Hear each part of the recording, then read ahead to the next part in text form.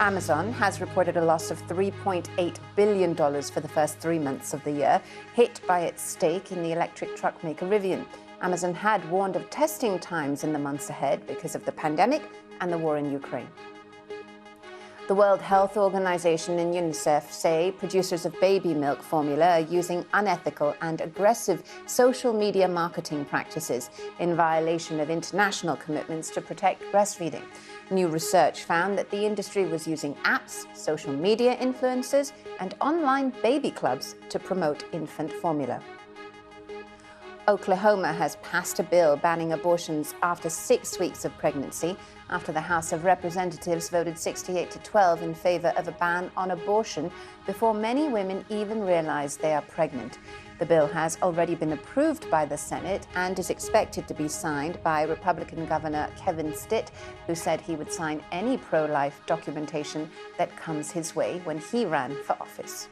3 of the main COVID vaccine manufacturers have seen off a shareholder-led attempt to get them to release data on how they make their jabs.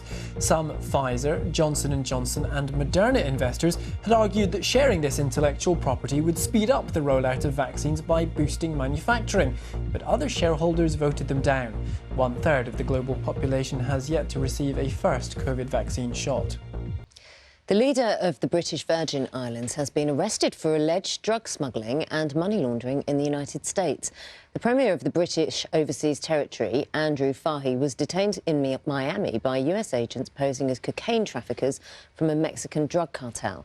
His charges say he agreed a £560,000 payment to allow traffickers to use the island's ports.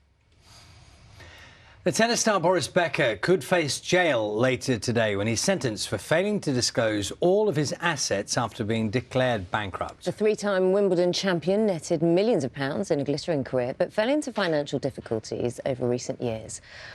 Amazon has reported losses of £3 billion for the first 3 months of the year since its first quarterly loss, I should say, since 2015.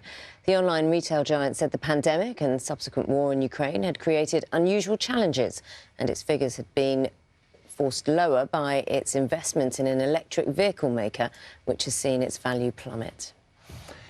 James Corden has announced he will be leaving the US talk show The Late Late Show next year.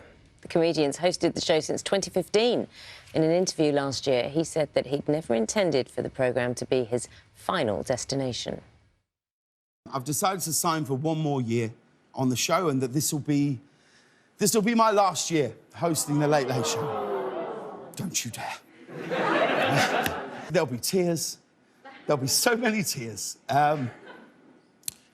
Because this has been the hardest decision I've ever had to make. It really has. I've never taken this job for granted, ever.